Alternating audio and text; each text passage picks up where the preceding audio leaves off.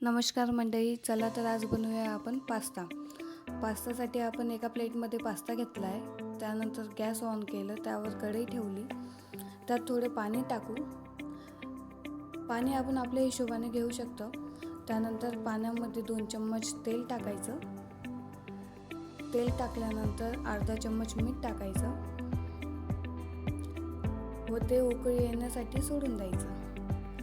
त्यानंतर आता त्यामध्ये लागणारे साहित्य टोमॅटो, कांदा, मिरची ते आपण छानपैकी बारीक कापून घेऊ. ते बारीक कापल्यानंतर म्हणजे एकदम टेस्टी लागतात. त्यानंतर आता आपण पाण्याला उकळी आली म्हणून आपण पास्ता टाकून घेऊ. त्याच्यामध्ये छानपैकी मिक्स करून घेऊ.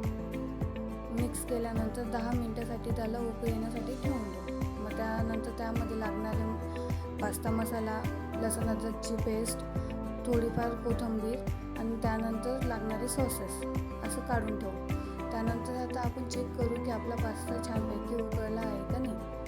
पास्ता छानपैकी उकळी आला आहे. त्यानंतर आपण गॅस बंद करू व पास्ता एका चाळणीमध्ये काढून घेऊ. आता पास्ता आपला छान उकळला आहे. चला आता पुढची तयारी करू. त्यानंतर आपण गॅस ऑन केला, त्यावर कढई ठेवली. कढई ठेवल्यानंतर 2 चम्मच तेल टाकूया. तेल टाकल्यानंतर तेलला फार छान गरम होऊ द्यायचं. त्यानंतर त्याच्यामध्ये अद्रक लसूणची पेस्ट टाकायची. अद्रक लसूणची पेस्ट टाकून तिला चांगल्यापैकी परतून घेऊ.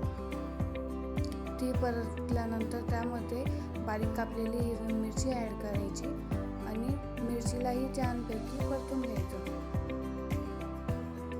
मिरची छानपैकी परतल्या गेली तर त्यानंतर त्याच्यामध्ये कांदे ॲड करायचे. कांदे ॲड केल्यानंतर तेही छानपैकी एकदम मिक्स करायचं आणि परतून घ्यायचे.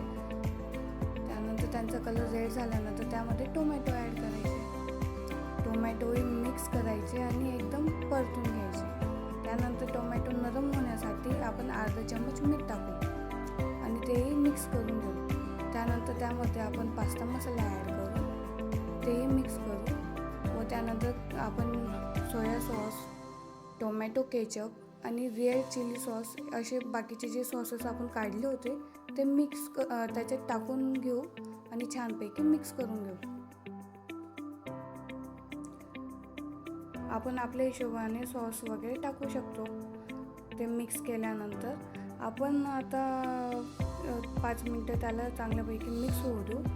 म्हणजे त्याला थोडंसं कलर येईल आणि तेल सुटेल. त्यानंतर आपण उकळी आलेलं ते पाणी काढलं होतं, ते पाणी त्यामध्ये टाकू आणि मस्त एकजीव करून घेऊ. ते एकजीव झाल्यानंतर त्यात आपण उकळलेला पास्ता त्यामध्ये ॲड करू आणि मस्तपैकी हलवून घेऊ.